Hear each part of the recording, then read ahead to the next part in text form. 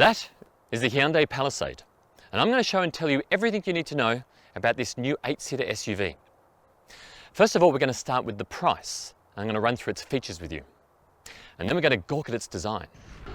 We're going to climb all over it and show you how practical it is. We're going to meet the advanced safety tech. We're going to lift the bonnet, poke the engine. We're going to run through the ownership costs. We're going to test the fuel economy.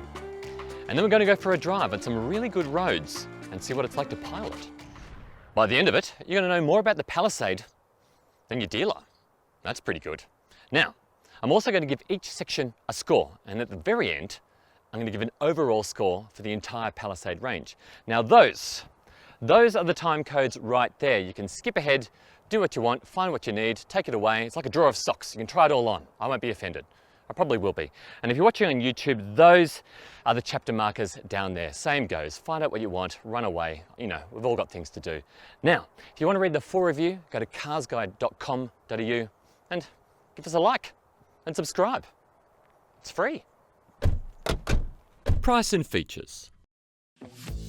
Here are the prices. The entry-grade Palisade is simply called the Palisade. The petrol version lists for $60,000. If you want a diesel, that'll be $4,000 more, please. The top-of-the-range Highlander is $71,000, and again, the diesel version is another $4,000. You should know right now that petrol Palisades are front-wheel drive, and the diesel ones are all-wheel drive.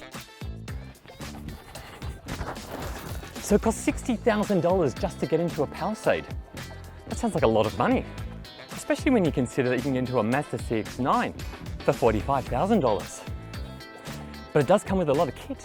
I'll show you. Coming standard on the entry-grade Palisade are leather seats, that 10.25-inch touchscreen media display, a 12-speaker stereo, sat-nav, Apple CarPlay and Android Auto, 3-zone climate control, proximity key, push-button start, and 19-inch alloy wheels. The Highlander, which is the car that we have with us today, adds 20-inch alloy wheels, dual LED headlights, a head-up display, Nappa leather seats, heated and ventilated front and second row seats, a dual sunroof, heated steering wheel, and a hands-free tailgate. Design. Whoa, that's a grille. And though I don't want to get into a grille measuring contest, that's the biggest grille ever to be fitted to a Hyundai. Well, it's got some big grilled opponents, doesn't it? There's the CX-9 with its beak. There's the new Kluger with its moustache. But the Hyundai outgrills them all. Talking of measurements, the Palisade is 4.98 metres long, which is 2.6 Richard Berries. It's 1.98 metres wide, which is just over 1 Richard, and 1.75 metres tall, or 3/4 of a Richard. The Palisade is not all that gigantic, though. Compared to a Hyundai Santa Fe, the Palisade is only about 20 centimetres longer in length. Still, the Palisade has a big, posh American truck look. And of course it does. It was created by this guy, American Chris Chapman. He's Hyundai's senior chief designer, the man who used to design BMW's SUVs. The Palisade has a high-end look and it oozes prestige. There are these LED running lights, that broad, long bonnet, that profile with the tall, flat roofline, and those tail lights. That refined luxury appearance can be found in the cabin too. And just look at this.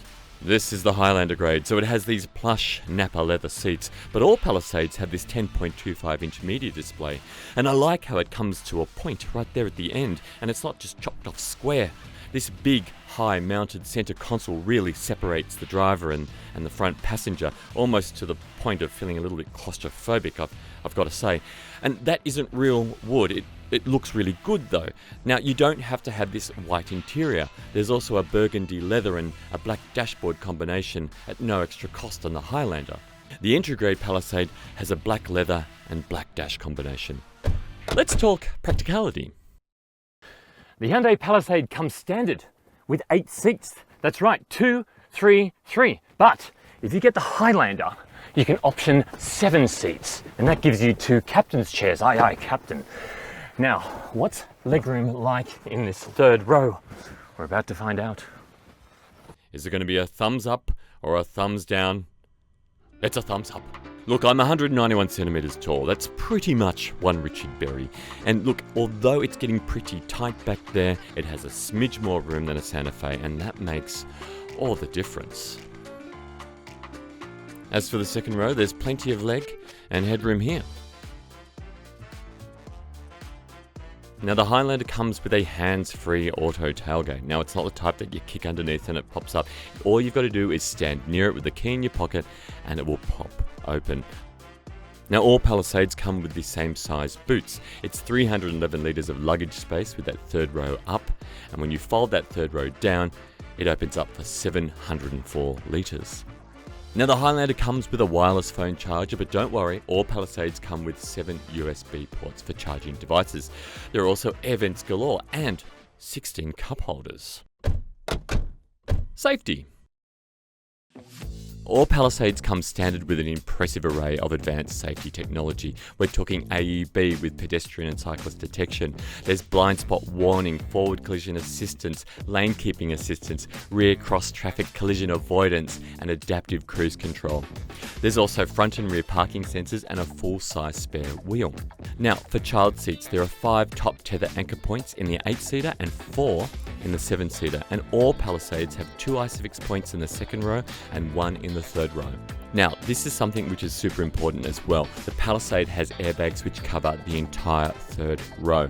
Now, you won't find that in a Kia Sorento or a Hyundai Santa Fe. Engine specs. There are 2 engines to pick from. A V6 petrol and this, a turbo diesel. Those are the outputs right there. If you're thinking of towing, go the diesel. Fuel use. Hyundai says that after a combination of open and urban roads, the V6 petrol should be getting 10.7 litres per 100. That's really quite thirsty. The diesel, which is what we've been driving today, Hyundai says should be getting 7.3 litres per 100 kilometres.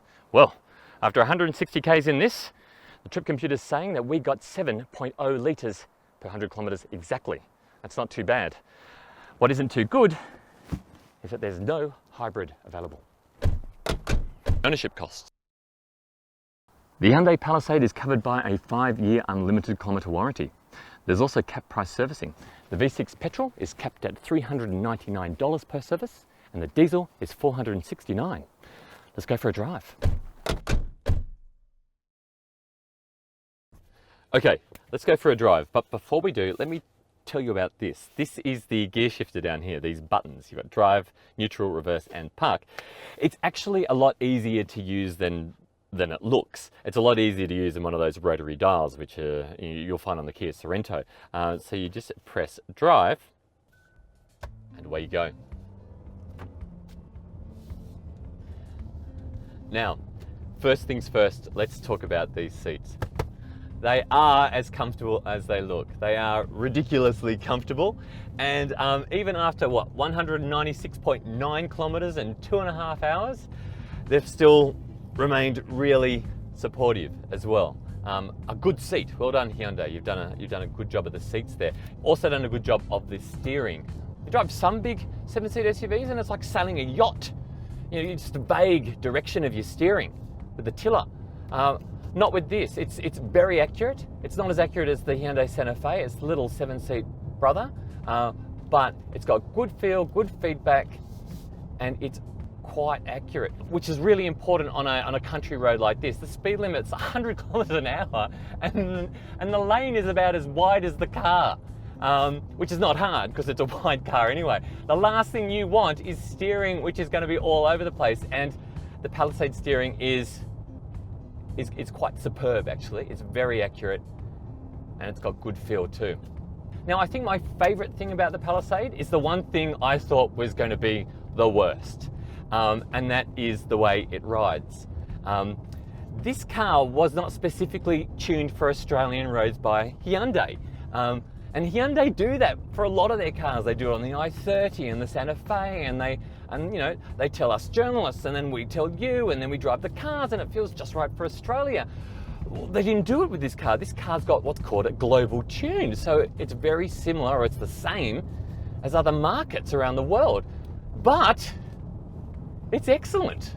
Even on really bad country roads like this, with potholes and dips and coarse chip, it's really, really comfortable. It feels like air suspension, but it's not. It's just steel springs. In fact, I've driven cars with air suspension that haven't been this comfortable. So yeah, good job. Now, this car that we're driving here is the diesel Highlander, so it's the top of the range. all-wheel drive Highlander. Remember, only diesels are all-wheel drive and petrols are front-wheel drive. And this diesel is actually surprisingly smooth. It's surprisingly quiet as well. Well, not when you get out of the car. When you get out of the car and the engine's running, you can hear it. It sounds like a diesel. The insulation is really good. It doesn't let a lot of the road noise in, a little tiny bit of wind noise there. But it is surprisingly quiet inside here, and that engine is really wonderfully smooth for a diesel. Now, in terms of visibility, when you look out your windscreen, you've got this enormous bonnet in front of you. It's like the horizon, which is very truck-like, very American, but you can see where you begin and end, which is good. I like that. I hate bonnets that dip away and you don't know how far you are to the, the car in front of you or the tree or whatever, the pole. But no, you definitely know where you are. You know where you are when you're in a Palisade. The visibility all around is really good too. Those back windows, the side ones, they're enormous. Check them out. They're really, really big. So when you're reverse parking into a parallel spot or wherever, you've got really good visibility out there. That C-pillar's massively thick though, but that's not a massive issue. What is really good too is the visibility out that rear window. It's surprisingly good, although those headrests need to be in the down position. And if you've got heads bobbing around in there, then that's obviously going to get in the way. That's going to be a problem. Oh yeah, you also get that blind spot monitor screen, which shows you your blind spot. It's got a camera that goes down the side of your car. And do you know what? I wasn't a fan of it on the Sorento, but having driven it now for quite some time, this one's quite good. Because I'm always a blind spot checker after it's too late, so that's good. Handling wise, okay, look, it's not a sports car, all right, but look, here we are on a corner, and it's turning in quite good. It's a little bit floaty, but the handling is not bad for an SUV of this size. Most of them don't handle this well. Yeah, so look, the Palisade looks posh and big and smooth, and that's pretty much how it drives as well. It feels big to drive, but it also feels posh and refined. And it's also really smooth and easy to pilot too. Verdict. All right, it is score time. First of all, I'm going to break this down into the 8 sections, give them all a score, and then an overall score right at the end. So for design, I'm giving it an 8 out of 10. It looks posh, it looks big, it looks refined, it's pretty, it's tough, 8 out of 10. For price and features, I'm giving it an 8. Yes, it does cost $60,000, but for what you get, it's pretty good value for money. For safety, it gets an 8. Fantastic advanced safety equipment there. Okay, for engine and transmission, I'm being a bit mean here. I'm giving it a 7 out of 10. And that's just because it's 2021, for goodness sake. This should be powered by a turbo petrol 4 or a hybrid. At the moment, we can only get a diesel and a V6. They are good, but we need to be doing better than that. The transmission though is pretty marvelous. It's an 8-speed automatic, love it, 7. Fuel economy is not too bad. The petrol is thirsty, the diesel is better. Again, where's the hybrid? I'm giving it a 7 out of 10.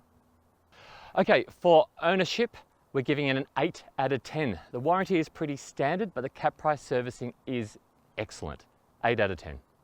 Okay, for driving, I'm giving it an 8 out of 10. It drives exactly how it looks. It's big, it's smooth, and it's refined. So there you have it. The overall score for the entire Palisade range is 7.9 out of 10. Now, if you want to read the full review, remember go to carsguide.com.au and give us a like and subscribe.